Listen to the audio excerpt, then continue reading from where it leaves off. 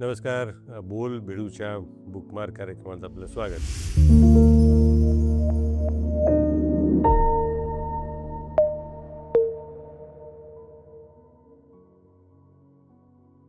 जेव्हा बोल बेडूकडून फोन आला पुस्तकांच्या कार्यक्रमामध्ये सहभागी व्हायचं आहे, तेव्हा हो तर मी म्हटलं, पण सुरुवात कुठून करायची हा प्रश्न पडला. कारण कळायला लागल्यापासून असलेली वाचनाची सवय, वाचनाची आवड आणि त्याचा झालेला विस्तार, म्हणजे मूळ वाचनाची आवड होते, त्याच्यातनं अनेक फांद्या फुटतात त्या वाचनाच्या सवयीला आणि मग आपण वाचत राहतो. त्यामुळे नक्की कशावरती बोलायचं, कुठे बोलायचं आणि कुठल्या विषयांवरती, कुठल्या पुस्तकांवरती बोलायचं, हा मनामध्ये प्रश्न पडला. पण विषय पुस्तकांचा असल्यामुळे सहभागी होणं गरजेचंच होतं, आवश्यक होतं, कर्तव्य होतं. तर मला पुस्तकांचा जेव्हा विषय निघतो तेव्हा माझं लहानपण आठवतं, माझं आजोळ आठवतं, माझ्या वडिलांकडून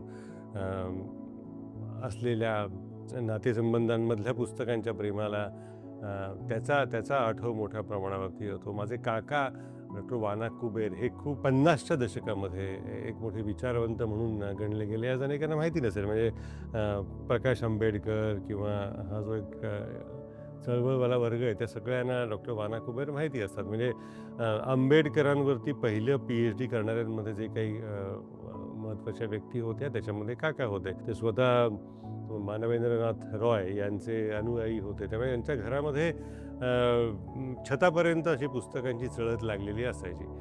कधी गेलं तर अर्थातच ते स्वतः लेखक होते. त्यांचा आंबेडकरांवरचा प्रबंध लंडनच्या ऑक्सफर्ड विद्यापीठानं, इंग्लंडच्या ऑक्सफर्ड विद्यापीठानं प्रसिद्ध केला आहे. ₹28,000 त्या पुस्तकाची किंमत आहे. तर तसं घरामध्ये पुस्तकांचं वातावरण होतं. आजोळी गेलं की पुस्तकांच्या रंजक कहाण्या असायच्या मामाकडून, आजीकडून, आजोबांकडून. पण स्वतः वाचनाची सवय हा प्रश्न, याचं उत्तर मला वाटतं वडिलांच्या कार्यालयातल्या वाचनालयापासून सुरुवात झाली असं मला आठवतं आहे. म्हणजे वडील रेल्वेमध्ये होते आणि त्यांच्या कार्यालयामध्ये त्यांनी सहकार्याने, पुस्तकप्रेमी, ग्रंथप्रेमी सहकार्याने एक छोटंसं वाचनालय सुरू केलं होतं, फिरतं वाचनालय. म्हणजे स्वतःच ही सगळी मंडळी वर्गणी काढून दर महिन्याला मासिकं घ्यायची, काही पुस्तकं घ्यायची आणि मग त्या आलटून पालटून ते एकमेकांच्या घरी फिरायची. मला आठवतंय लहानपणी वाङ्मय शोभा नावाचं एक छान मराठी मासिक होतं आणि त्याच्यामध्ये एक छोटं सदर होतं, गमतीशीर सदर होतं. पॉपकॉर्न याने गरम लाही असं त्याचं नाव होतं. तर ते मी वाट बघायचो. ते दरवेळेला वाङ्मय शोभा आलं की ते त्यातलं वाचायचं. नवनीत नावाचं एक छोटंसं मासिक निघायचं. म्हणजे इंग्रजीमध्ये रीडर्स डायजेस्ट कसं आहे, त्याचं मराठी भावंड. वसंत मासिक होतं, किर्लोस्करांचं मासिक असायचं. याच्यातनं एक वाचनाची जी एक मूलभूत आवड निर्माण व्हायला हवी, ती या मासिकातनं निर्माण होत गेली आणि त्याचा म्हणजे वयोपरत्वे असेल, सगळ्यात मोठा ज्याला छंद म्हणा किंवा व्यसन जडलं ते कुठलं असेल, तर दक्षता नावाचं मासिक होतं. मुंबई पोलिसांकडनं निघायचं ते. त्याच्यामध्ये खूप तगडे पोलीस अधिकारी लिहायचे. रमाकांत कुलकर्णी, त्यावेळेला रामन राघव खटला किंवा त्याच्या हत्या प्रकरणात ते खूप गाजलेलं होतं. सगळेजण रात्री अंगणात झोपायला वगैरे घाबरायचे की बाहेर नको झोपायला, रावण राघव येईल आणि डोक्यात काहीतरी घालून तो एक विचित्र विकृत हत्या प्रकार घडत होता. किंवा फिरोज शाह दारूवाला मर्डर केस नावाचं एक प्रकरण गाजलं. त्यामुळे रमाकांत कुलकर्णी लिहायचे, श्रीकांत सिनकर त्या दक्षतेमध्ये लिहायचे. तर हे याच्यातनं या वाचनाची ओढ निर्माण होत गेली. मग श्रीकांत सिंदकरांची पुस्तकं वाचत गेलो. मग म्हणजे ती छोटी छोटी पुस्तकं असायची, बाबूराव अर्नाळकर वगैरे हे जे लेखक होते, ज्याला आजचा इंग्रजीमध्ये हल्ली खूप लोकप्रिय झाले सुपरमॅन. सुपरमॅन ही मालिका तेव्हा नव्हती, पण नंतर तो नायक असा देखणा आणि सर्व गुन्हेगारांना शासन करणारा असायचा. ती पुस्तकं वाचायची सवय लागली. माझ्या मित्राच्या वडिलांचं एक वाचनालय होतं डोंबिवलीमध्ये. डोंबिवलीला आम्ही राहायचो तिथे. त्यांच्याकडे या पुस्तकांचा खजिना असायचा. म्हणजे मला असं आठवतंय की सुट्टीच्या काळामध्ये मी सकाळी पुस्तक घेऊन जायचो आणि संध्याकाळी परत जायचो आणि संध्याकाळी एक घेऊन यायचो. ते दुसऱ्या दिवशी सकाळी त्यानं परत द्यायला जायचो, बदलून घ्यायला जायचो. तर हा असा एक छान वाचनाच्या प्रेमाच्या सुरुवातीचा काळ असा होता तो.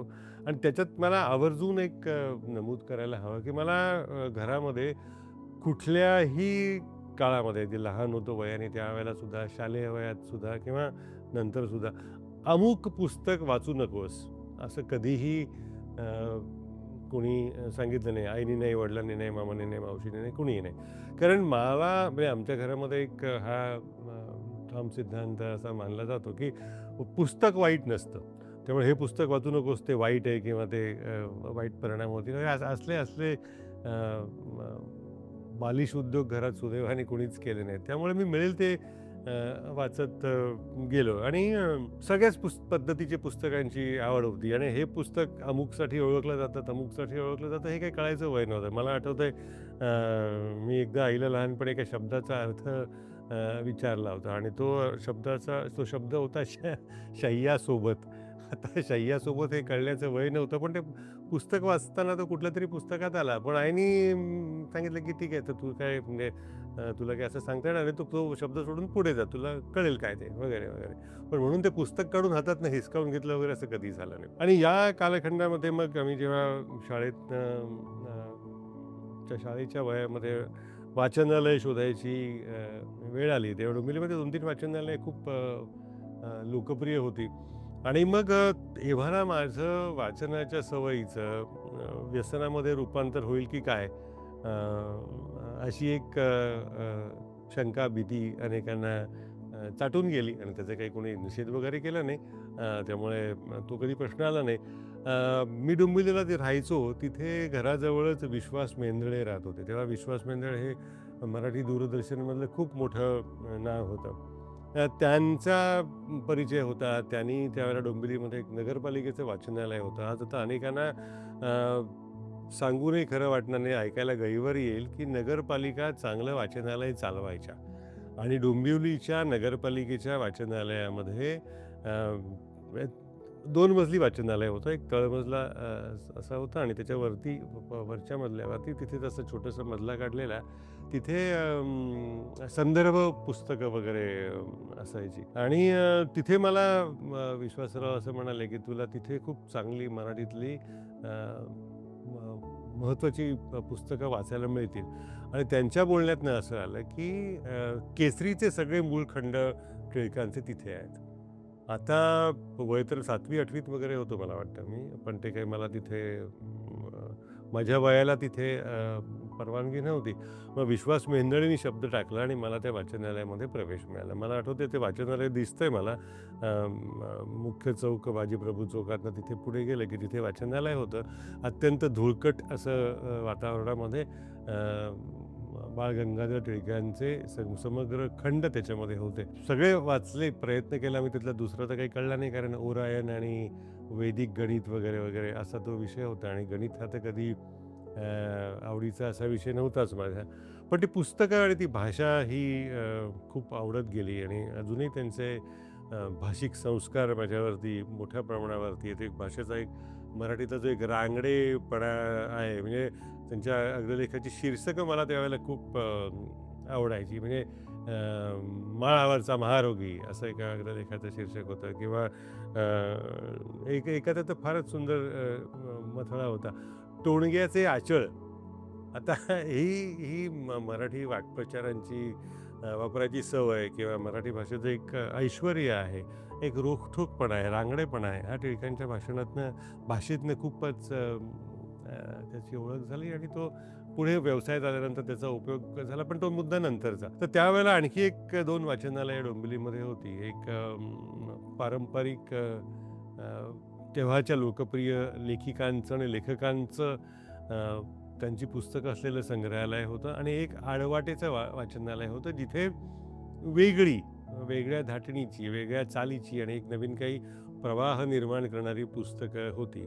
म्हणजे इथे सर्वसाधारणपणे कुठल्याच लेखिकेविषयी अपमान करण्याचा विषय किंवा हेतू नाही आहे, पण ती जी अशी लोकप्रिय दुपारी कामकाज संपल्यानंतर गृहिणी वाचायच्या, आडवं झाल्यानंतर 2 घटका मनोरंजनासाठी, अशा पुस्तकांचा मोठा संग्रह होता. तर मी इथेही आधी गेलो प्रवेशासाठी, तिथेही आधी गेलो, इथली पुस्तकं बघितली आणि इथे तर खूप गर्दी होती. मुख्य रस्त्यावरतीच ते वाचनालय होतं, पण ती काही पुस्तकं मला फारशी जवळची वाटली नाहीत. म्हणून मी एक दुसरं वाचनालय होतं, श्रीकांत टोळ नावाची एक वल्ली होती डोंबिवलीमध्ये, ते वाचनालय चालवायचे, विकास वाचनालय. त्यांनी बऱ्याचदा हाकलून दिलं, "हट."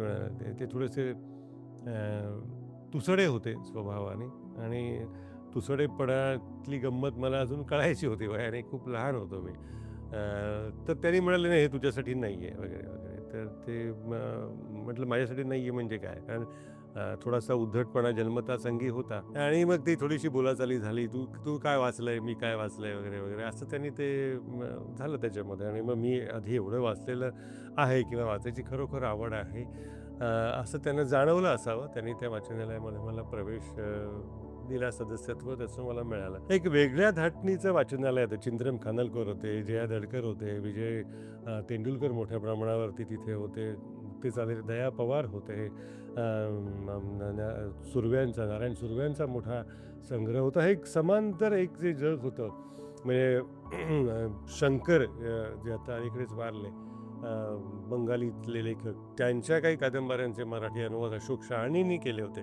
अनेकांना दुर्दैवाने आज माहिती नाही आहेत. त्यांचं जन अरण्य नावाचं पुस्तक आहे. म्हणजे माणसांचं जंगल, अशी त्याची अंगावर येणारी कादंबरी होती. ती मला आठवते, मी ती 2 दिवसात वाचून त्यावेळेला पूर्ण केली होती. दुर्दैवाने मराठीमध्ये शंकर वगैरे हल्ली कुणी वाचत नाही. ती त्याचे खूप चांगले मराठी अनुवाद त्या कादंबरीचे झालेले आहेत. तर त्या वाचनालयाचे सदस्य झालो आणि एकदा सुट्टीमध्ये मला आठवतंय 8वीच्या सुट्टीमध्ये वगैरे असेल, मी एक पुस्तक तिथून घेऊन गेलो आणि त्या पुस्तकाने धक्का दिला असं म्हणणं बरोबर नाही, पण झपाटलं गेलं. त्या पुस्तकाचे लेखक होते नरहर कुरुंदकर आणि त्या पुस्तकाचं नाव होतं जागर. ते जागर मला 2दा वाचावं लागलं. कळलंच नाही त्या सुरुवातीच्या काळामध्ये. मग एक वेळ वाचायची, परत मागे जायचं, तिचा विचार करायचा, परत मागे जायचं, नवीन वाचायचं. असं करत करत ते पुस्तक वाचायला मला त्यावेळेला 2-3 दिवस लागलेले होते. पण त्या पुस्तकाने जो धक्का दिला, तो म्हणजे कसं होतं की कुंभार काय एखादं त्यांनी छान मातीचं भांडं घडवलं की ते शेकलं जातं आणि शेकल्यानंतर त्याचा तो सुरुवातीचा जो एक भाग असतो तो काढायचा असतो. तसा तो भाग वाचनाच्या प्राथमिक थराचा कुरुंदकरांच्या पुस्तकामुळे काढला गेला आणि मी जागर वाचून एकदम भयानकच कुरुंदकरांच्या प्रेमात पडलो. म्हणजे अजून त्यांच्यावरती ते प्रेम चढलेलं ते आजतागायत. कुरुंदकर माझ्या काही आवडत्या लेखकांमध्ये आहेत. मग ती पुस्तकं वाचत गेलो आणि तेव्हा वर्तमानपत्र वाचनाची सवय मोठ्या प्रमाणावर लागत गेली. घरामध्ये त्यावेळेला महाराष्ट्र टाइम्स यायचा, गोविंदराव तळवळकरांचा महाराष्ट्र टाइम्स, आणि ते दर शुक्रवारी इंग्रजी पुस्तकाचा परिचय करून द्यायचे. वाचस्पती या नावानं ते लिहायचे आणि स्वतः पुस्तकांवरती त्यांचं स्वतःचं लिखाणही खूप असायचं. ते माझ्या सवयीचं होत गेलं, आवडीचं होत गेलो. मी म्हणजे नंतर तर असं झालं की मराठीच्या मी नगरपालिकेच्या शाळेत शिकलेलो आहे. शुद्ध मराठी माध्यमातून शिकलेलो आहे. इंग्रजीचा गंधही नव्हता. मला तसं नाही, घरामध्येही कुणी नव्हता, कारण सगळं वातावरणात एक असं त्यावेळेचा जो एक बटाट्याची चाळचा जो एक मध्यमवर्ग होता, त्या वर्गातलं वातावरण. तर नंतर असं होत गेलं, कॉलेजच्या कालखंडामध्ये जेव्हा गेलो त्यावेळेला यांनी दिलेलं इंग्रजी पुस्तक त्याचे नोंदी काढून ठेवायच्या कशावरचं आहे आणि जेव्हा केव्हा आपण इंग्रजी वाचायला लागू तेव्हा ते वाचायचं, असं एक ठरवत गेलो. त्याची एक नोंदवही अशी तयार होत गेली. तर महाविद्यालयात जेव्हा गेलो, शाळा संपून, त्यावेळेला त्या महाविद्यालयाचं एक मासिक काढायचं असं ठरलं, डोंबिवलीचं के.व्ही. पेंढारकर महाविद्यालय. आणि त्या मासिकासाठी विद्यार्थी संपादक निवडणं असा एक उद्योग तिथल्या संबंधित प्राध्यापकांनी सुरू केला. तर त्याच्यात जावं असं मला वाटलं, कारण म्हटलं हे वाचन आवडीचं आहे, लिखाण आवडीचं आहे आणि नाटकात कामं वगैरे करणं, हे जे सगळे ज्याला अलीकडच्या काळामध्ये एक्स्ट्रा करिक्युलर ॲक्टिव्हिटीज वगैरे म्हणतात, तसे उद्योग त्यावेळेला करत होतो. तेव्हा ते खरे करिक्युलर ॲक्टिव्हिटीज होते, एक्स्ट्रा वाटायचंच नाही, एक्स्ट्रा अभ्यास वाटायचा. तर मग त्याच्यातनं त्या विद्यार्थी मासिकासाठी निवडला गेलो मी. अक्षरवेल नावाचं मासिक होतं, त्या मासिकाचा मी सलग 5 वर्ष संपादक होतो आणि तेव्हा विज्ञानाचा विद्यार्थी मी. तेव्हा डिसेक्शन हा प्रकार एकदा वर्गात शिकवला गेला. बेडकाचा देह असा बांधायचा मॉर्फिनमध्ये बुडवलेला बेडूक मेलेला नसतो. तो मेणाचा ट्रे असतो आणि त्याच्या 4 बाजूला 4 बेडकाचे वरती 2 आणि खाली 2 असे हात-पाय बांधायचे आणि त्याचं शरीर कापून ती सगळी आतली जी यंत्रणा आहे अवयवांची ती तपासायची. तर मला त्याच्यातनं एक असं काहीतरी लिहावंसं वाटलं, की ही गोष्ट बेडकाची. बेडूक कसा बघतोय आपल्याकडे, म्हणजे तो पण आपल्याला बघतोय, आपण बेडकाला बघतोय, तो आपल्याला बघतोय. आणि मग तो जो येशू ख्रिस्ताचा तो क्रुसावर जाताना शेवटचा संवाद आहे, की याला माफ कर परमेश्वरा, की त्यांना माहिती नाही हे काय करतायत ते. तसं तो बेडूक म्हणतोय, अशा अर्थाचं ते काही माझ्याकडून लिहिलं गेलं. तर ते मी त्या महाविद्यालयाचे प्राचार्य होते श्यामकांत अत्रे म्हणून, त्यांना दाखवलं. तर ते म्हणाले, ही कथा आहे ही. आता याला कथा म्हणतात ते मला माहिती नव्हतं. मी काहीतरी ते खरडलेलं होतं. मग त्यांनी ती अक्षरवेलमध्ये छापली. ते संपादक मीच होतो त्यावेळेला. तर तिथून मग हे सगळं आपल्याला जमतंय हे असं वाटत गेलं, आवडत गेलं. आणि मग त्या त्या कालखंडानंतर पत्रकारितेच्या रीतसर अभ्यासक्रमासाठी पुणे विद्यापीठामध्ये मी रानडे इन्स्टिट्यूटला दाखल झालो. ते एव्हाना वाचनाच्या सवयीचा जी सुरुवातीला अगदीच स्फुट वाचनापुरती, आनंदापुरती असलेली जी सवय होती, तिचा एक भरीव प्रवाह तयार झालेला होता. आणि तेव्हा तेव्हा वाचन हे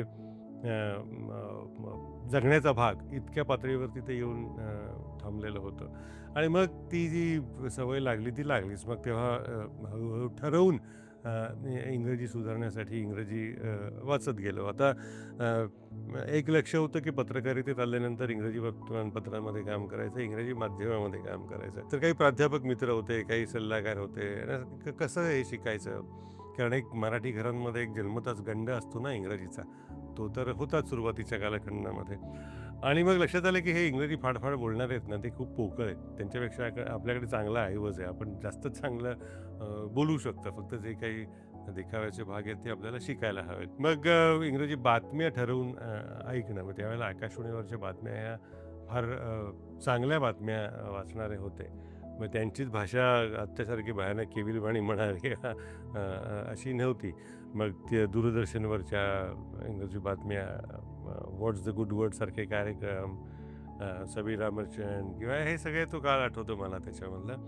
आणि मग त्याच्यातनं इंग्रजी वाचनाची गोडी लागली. आणि मग जेव्हा तुम्हाला इंग्रजी वाचनाची गोडी लागते त्यावेळेला म्हणजे इंग्रजीचा आधार घ्यायचा जरा, तर स्काय इज द लिमिट असं म्हणता येईल. प्रचंड विषयाचं वैविध्य असतं. आणि मग तिथे वाचताना लक्षात येतं की आपल्या या कथा कादंबऱ्यांपेक्षा इंग्रजीमधलं ललितेतर वाङ्मय हे जास्त ललित आहे. आणि मग तसं एकदा जाणीव झाल्यानंतर हे ललित वाङ्मय मागे पडलं वाचन. आणि मग इंग्रजी वाचनानं या सगळ्या प्रवाहामध्ये मोठ्या प्रमाणावर मुसंडी मारली.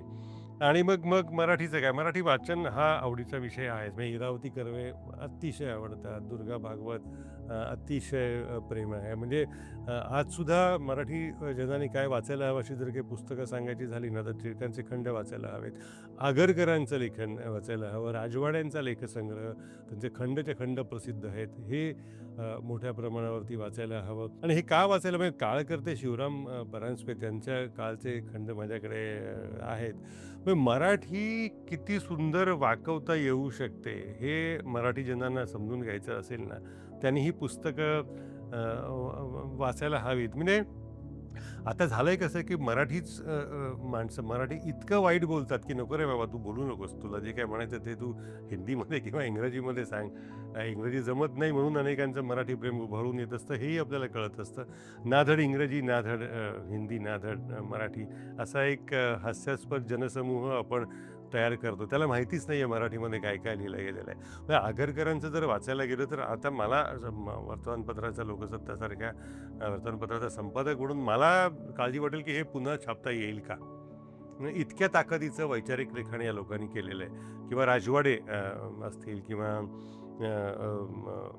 आपले परांजपे असतील, यांनी जी लिखाणाची जी एक ताकद दाखवलेली आहे. किंवा आंबेडकरांचं मूळ लेखन, ज्योतिबा फुलेंचे सगळे संग्रह महात्मा ज्योतिबा फुलेंचे महाराष्ट्र सरकारने काढलेले आहेत. आंबेडकरांचं अतिशय महत्त्वाचं लेखन. आणि हे सगळे मराठीत लिहिणारे लोक होते. हा यातला खूप महत्त्वाचा भाग आहे. अलीकडे मराठी विद्वानाला मराठीत लिहिणं कमीपणाचं वाटतं. पण त्या कालखंडामध्ये अनेकांनी म्हणजे अपवाद फक्त एकच आहे. मला असं वाटतं की न्यायमूर्ती रानडे त्यांनी मराठीत फार लिहिलं नाही. पण गोपाळकृष्ण गोखले असतील किंवा अन्य त्या काळचे सगळे जे विद्वान आहेत म्हणजे सगळ्यात सुरुवातच करायची तर बाळशास्त्री जांभेकरांपासून करते. त्यावेळेला त्यांना इंग्रज सरकारचं जेव्हा राज्य होतं, कंपनी सरकारचं राज्य होतं, तेव्हा त्यांना इंग्लंडचा इतिहास देण्यासाठी इंग्रज सरकारने त्यांना काम दिलं होतं. म्हणजे त्यांचा 7 भाषा त्यांना यायच्या. तर हा जो मराठीचा एक संपन्न प्रवाह आहे, तो समजून घेण्यासाठी ती सगळी पुस्तकं आज जवळपास माझ्या संग्रहामध्ये आहेत. म्हणजे हा दया पवारांचा बलुतेचा उदय झाल्यानंतर ती एक वेगळी एक नवीन एक वाट मराठी महामार्गाला मिळाली. त्या वाटेवरची सगळी पुस्तकं माझ्याकडे आहेत. त्याच्यामध्ये एका पुस्तकाचा आवर्जून उल्लेख करायला हवा, की त्या पुस्तकाने वेगळा धक्का दिला. प्राध्यापक सदा कराडे नावाचे एक प्राध्यापक होऊन गेले. दलित वाङ्मय जेव्हा मांडणी होते तेव्हा अनेकांचा उल्लेख होतो, पण यांचा सहसा केला जात नाही. अनेकांना माहिती नसतो. त्यांचं एक छोटंसं पुस्तक आहे, एका स्पृश्याची डायरी म्हणून. आवर्जून वाचायला हवं. ज्यांना कुणाला वेगळं काही वाचायची सवय आहे, इच्छा आहे त्या लोकांनी. तर ही सगळी पुस्तकं वाचत गेली. हा सगळा पुस्तक हा सवयीचा भाग होत गेला आणि म्हणजे प्रश्न असा पडायचा की किती वाचू आणि किती नको असं असं होऊन जायचं. महाराष्ट्राच्या इतिहासावरती पु. ग. सहस्त्रबुद्धे अत्यंत असं एक दणदणीत पुस्तक आहे. महाराष्ट्र संस्कृतीचा इतिहास. अगदी पार वाकाटकांपासून ते आजतागायत सगळा महाराष्ट्राचा इतिहास त्यांनी मांडलेला आहे. ही पुस्तकं वाचायला हवी, कारण आपण कुठल्या भागात नाही येतो, आपलं पूर्वज काय होते, आपला इतिहास काय, त्या सगळ्याचा परिचय त्याच्यातनं होऊ शकतो. आणि मग त्याच्याबरोबर भाषेचं सौष्ठव काय असतं हेही आपल्याला कळू शकतं. म्हणजे हे तर मला असं वाटतं की हे कोणी जर कार्यक्रम माध्यमकर्मी बघत असतील ना, त्यांनी ही पुस्तकं वाचायला हवीत. कारण त्यांच्याकडे आज शब्दांच्या दारिद्र्याची इतकी उदाहरणं दिसतात की हे जे कोणी आहेत ते यांची या मराठी माध्यमातली जर बघायला गेलो आपण ते म्हणजे सरळ काही म्हणणार नाहीत. हे जे कोणी गिरीश कुबेर आहेत ते हे जे कोणी हा काय मराठीचा भाग प्रचार नाही आहे, काही बोलण्यासारखं काही नसतं, म्हणून कुठेतरी थांबायला जागा हवी म्हणून हे असे शब्दप्रयोग त्यांच्याकडून केले जातात. राजकारण्यांचं तर माहिती आहे, ते सांगायलाच नको या ठिकाणी त्या ठिकाणी, त्याशिवाय ते जाऊच शकत नाहीत. हे का होत गेलं? कारण हा मराठी ऐवजच नाही आहे. म्हणजे विचारांचा ऐवज जसा नाही आहे तसं भाषिक श्रीमंती पण नाही आहे. या दारिद्र्यातनं हे सगळे प्रकार होत जातात. म्हणून याच्यातनं जेवढा बौद्धिक आनंद मिळतो तेवढाच तो ललित आनंद असतो, तेवढाच तो भाषिक आनंद असतो. तो पण मला असं वाटतं वाचकांनी घ्यायला हवा. आणि मग इंग्रजी वाचनाची गोडी निर्माण झाली. ती होत असताना सुरुवातीच्या टप्प्यावरती मराठीप्रमाणे तिथेही ललित म्हणता येईल किंवा मनोरंजक म्हणता येईल अशा स्वरूपाचं वाचन झालं. जेम्स हॅडले चेस टाईप जी पुस्तकं असतात ती अर्थातच वाचली गेली. पण खरा अशा पुस्तकांचा म्हणजे ज्याला ललित म्हणता येईल किंवा म्हणजे जी सत्यप्रद घटनांवर नसतात अशी जी पुस्तकं असतात त्याच्यात खरा लळा लागला जो आजतागायत कायम आहे तो फ्रेडरिक फोर्सिथ नावाचा एक लेखक आहे त्याचा. ते फ्रेडरिक फोर्सिथ किती जणांना माहिती नाही, पण त्यांचं डे ऑफ द जॅकल अनेकांना माहिती असतं. त्याच्यावरती सिनेमा ही झाला आणि मग त्याचं पहिलं ते पुस्तक मी वाचलं ते होतं द फिस्ट ऑफ गॉड नावाचं. म्हणजे आणि त्याचं वैशिष्ट्य काय असतं फ्रेडरिक फोर्सिथचं, त्याच्यातली जी व्यक्तिमत्व असतात ती खरी असतात. म्हणजे बिल क्लिंटन असतात, मदर या आपल्या इंग्लंडच्या पंतप्रधान मार्गारेट थॅचर असतात किंवा टोनी ब्लेअर असतात किंवा ही सद्दाम हुसेन त्याच्यामध्ये असतात. तर ह्या सगळ्या खऱ्या व्यक्तिमत्वांना घेऊन त्या खऱ्या घटनांभोवती तो एक मोठं कथानक असतो.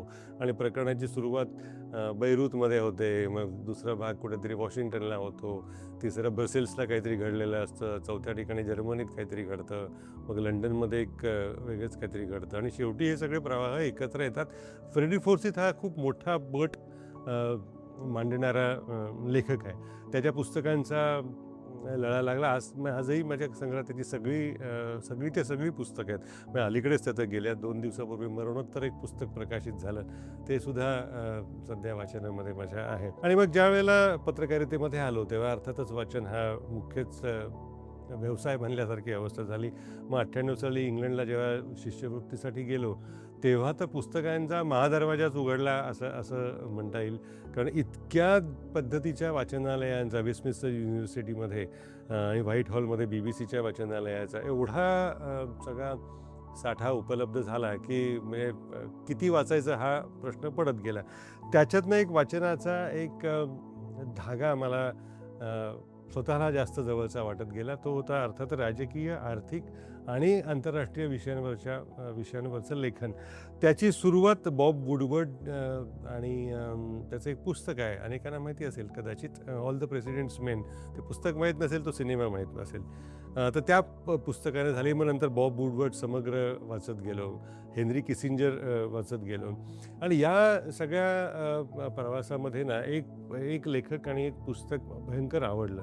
ते हे लेनिन स्टूम नावाचं पुस्तक आहे. हा माझ्या आवडत्या लेखकांमधला, संपादकांमधला एक आहे. डेव्हिड रेमनिक नावाचा पत्रकार, वॉशिंग्टनचा मूळचा, अमेरिकेचा. हा मॉस्कोमध्ये होता जेव्हा 1989 साली, 1979 साली रशिया आणि अफगाणिस्तानमध्ये चढाई केली आणि तिथपासून तो नंतरचा काळ आहे. 1989 साली पेरिस्ट्रोइका आणि ग्लासनोस्ट हा जो रशियाचे तेव्हाचे अध्यक्ष मिखाईल गोर्बाचेव यांनी एक जो नवीन शब्दप्रयोग आणला आणि मग रशियाची भिंत कोसळली, साम्यवादाचीच भिंत कोसळली. तो सगळा कालखंड डेव्हिड रेमनिकने या पुस्तकामध्ये रेखाटलेलं अतिशय विलोभनीय अशा स्वरूपाचं पुस्तक आहे. त्याच्यात एक कुर्ट आयसेनहॉल नावाचा एक पत्रकार आहे न्यूयॉर्क टाइम्सचा. त्याने काही ऊर्जा विषयांवर लिहिलेली पुस्तकं वाचली. मग लक्षात आलं की हे आपल्याला जास्त जवळचं आहे.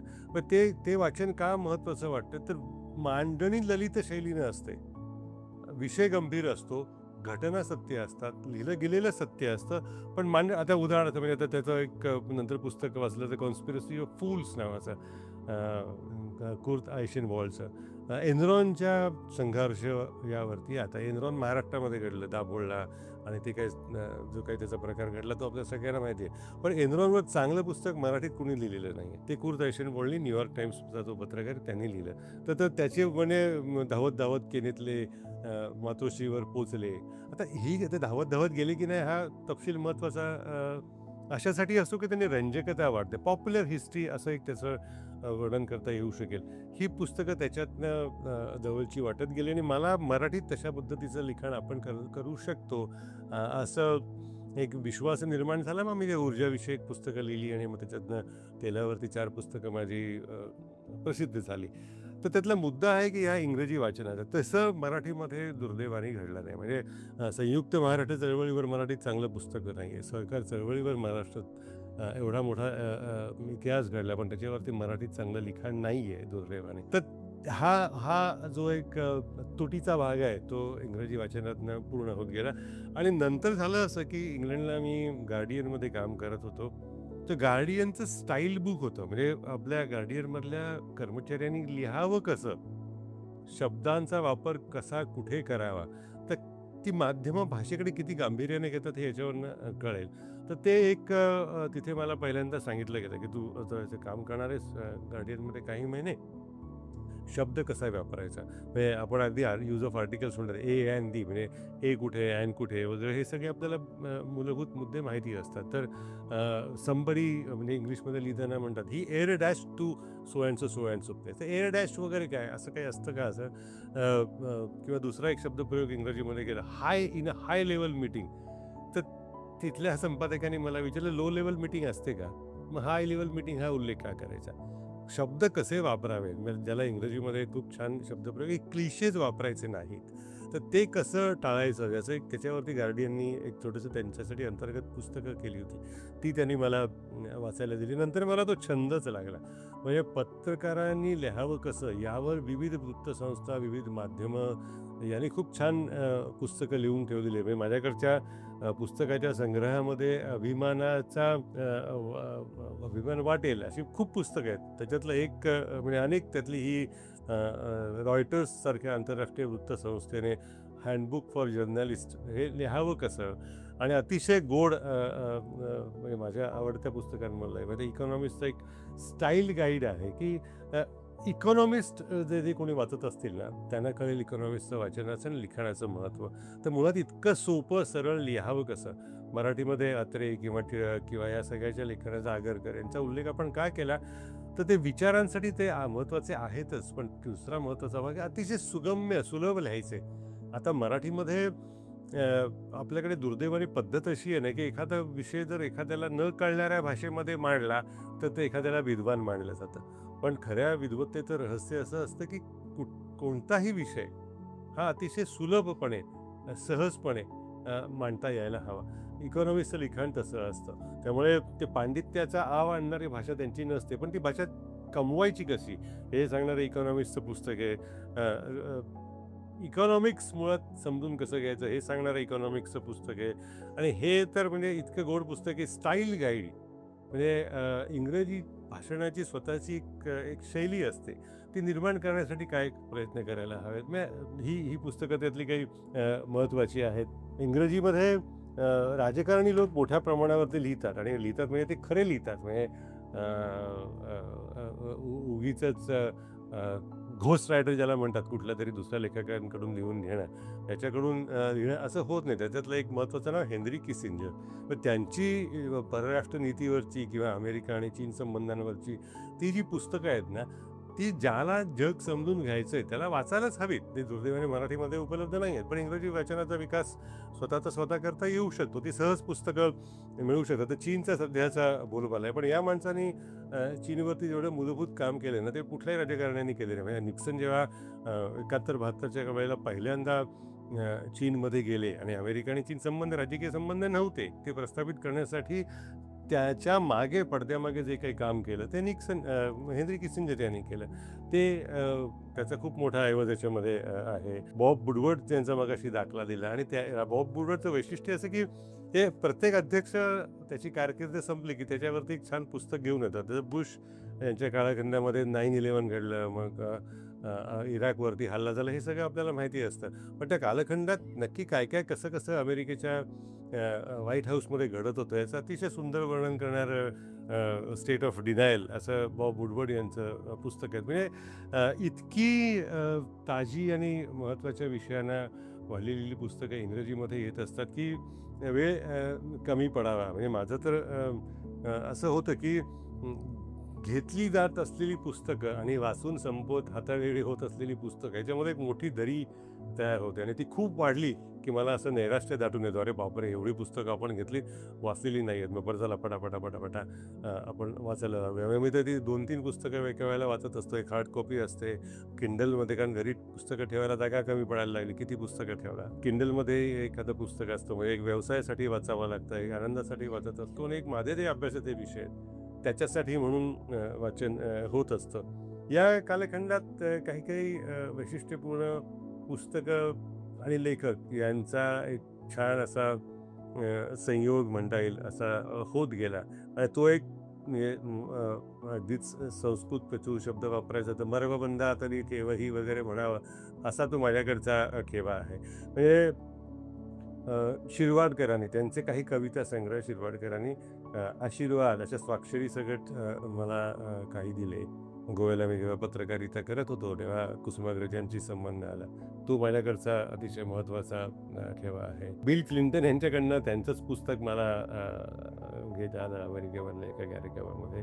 ही पुस्तकं म्हणून आहेतच आणि त्या त्या कालखंडाचा एक दस्तावेज आहे. आणि पत्रकारिता मला असं वाटतं की काळाचा इतिहासाचा पहिला खरडा पत्रकार लिहित असतात. दुर्दैवाने मराठीमध्ये पुस्तकं लिहिणारे पत्रकार नाही आहेत. खरं म्हणजे पत्रकारिता जेव्हा करत असतो तेव्हा बरंच काही दिसत असतं. बातमीत त्यातला एवढूसाच अंश वापरला जातो. त्याच्याशिवाय जो उरलेला अंश असतो त्याच्यावरती पत्रकारांनी लिहायला हवं. तवळकरांची सगळी पुस्तकं त्यांच्या स्वाक्षरीनं, काही काही जे पुस्तकं त्यांनी मी विकत घ्यायच्या आधी त्यांच्याकडून आनंदाचा भाग म्हणून मिळालेली आहेत. कारण त्यांचे माझे शेवटपर्यंत संबंध होते आणि मला त्यांच्या पत्रकारितेचं मनापासून आदर आहे, अनुकरण करावं असं वाटणाऱ्यांपैकी एक आहे. आणि अलीकडच्या काळातलं ताजं ऐतिहासिक पुस्तक जे मिळालं, म्हणजे ऐतिहासिक ते त्या व्यक्तीमुळे ते ऐतिहासिक आहे, पण त्याचा उल्लेख करायला हवा. तो म्हणजे अर्थातच युव्हाल नोआ हरारी.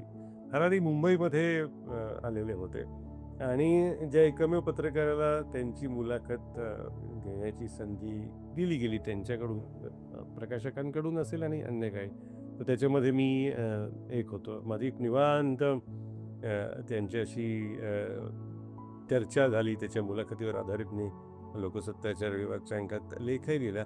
युव्हल नोआ हरारीची म्हणजे त्यांनी होमो सेपियन्स लिहिलं आणि ते अत्यंत लोकप्रिय झालं.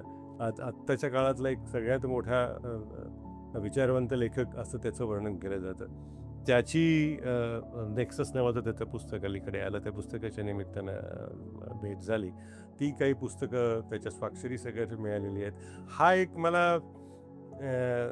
आवडता छंद आहे माझ्यापुरतं. त्याची एक मला खूप गरज आणि महत्त्व वाटतं त्याचं, की लेखकाकडून त्याच्या स्वाक्षरीसकट पुस्तक असणं हे खूप महत्त्वाचं वाटत गेलं. आणि माझ्या लिखाणामुळे किंवा मी जे काम करतो त्याच्यामुळे माझा काही कवितेचा संबंध असेल असं अनेकांना वाटत नाही, कारण लिखाणाची गरजच वेगळी आहे, रेटा वेगळा असतो. पण खूप चांगल्या कवींची खूप चांगली पुस्तकं माझ्याकडे आहेत. म्हणजे गुलजारजींचे काही कविता संग्रह बाजारात येत असता त्याच्या काही पहिल्या प्रती ज्यांना दिल्या गेल्या त्याच्यामध्ये मी आहे.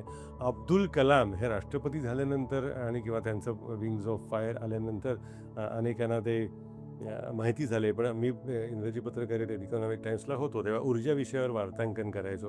त्यावेळेला त्यांचे माझे खूप असे स्नेहाचे संबंध होते, कारण तेव्हा ते अलीकडे जसं त्यांना एक मोठं वलय आहे तसं ते नव्हतं. तर त्यांनी जेव्हा त्यांचं पहिलं पुस्तक लिहिलं विंग्ज ऑफ फायर, जे काही एक 10-15 जणांना त्यांनी त्या प्रती दिल्या. मला आठवते तो दिवसही. आपल्या मुंबईला तुर्भ्याला बाबा अणुशक्ती केंद्राच्या वसतिगृहामध्ये 10-12 जण आम्ही जमलेलो होतो. अनिल काकोडकर होते, कलाम होते आणि त्यावेळेला कलामांनी त्या पुस्तकाच्या अशा स्वतःच्या हस्ते स्वाक्षरी त्याची करून आम्हा काही जणांना पुस्तकं ती दिली होती. तर त्यामुळे ही पुस्तकं एकंदर ग्रंथ घरी असणं, पुस्तकं घरी असणं, त्याच्यातही परत त्याचा एक आनंदाचा कोपरा असणं, या कोपऱ्यामधली ही काही महत्त्वाची पुस्तकं आहेत. चांगलं कुठलं वाईट कुठलं असं मला कधीच काही वाटत नाही. पुस्तक हे पुस्तक असतं, झाडासारखं असतं. झाड कधी चांगलं, झाड कधी वाईट नसतं. झाड हे झाडच असतं. तसं पुस्तकं ही झाडासारखीच असतात आणि ती कुठलंही झाड कधीच जसं कापू नये तसं कुठलंही पुस्तक कधीही तसं वाईट आहे म्हणून नष्ट करू नये असं वाटत असतं. आणि घर तर हे पुस्तकांनी भरलेलं आहे. लहान पडतं पण त्याला काही इलाज नाही. स्वप्नामध्ये कुठली गोष्ट असू शकते, तर आपण वाचलेल्या पुस्तकांची संख्या ही न वाचलेल्या पुस्तकांच्या संख्येपेक्षा नेहमीच लहान असणार आहे आणि ते अंतर कमीत कमी कसं करता येईल आपल्या आवडत्या विषयाने, असाच प्रयत्न वैयक्तिकरित्या राहतो. त्यामुळे पुस्तकांचा प्रचार, पुस्तकांचा प्रसार आणि पुस्तकांसाठी जी काही करावं लागत असेल ते करणं हे मला माझ्या कर्तव्याचा भाग वाटतो. त्यामुळे बिडूचे मनापासून आभार. पुस्तकांच्या या कार्यक्रमात त्यांनी मला सहभागी होण्यासाठी निमंत्रण दिलं आणि या निमित्तानं मी जी काही पुस्तकांचा उल्लेख केला त्यातली काही किंवा अन्य काही पुस्तकं वाचायची इच्छा काही दर्शकांना झाली तर त्याचं मनापासून सार्थक झालं असं वाटेल. धन्यवाद.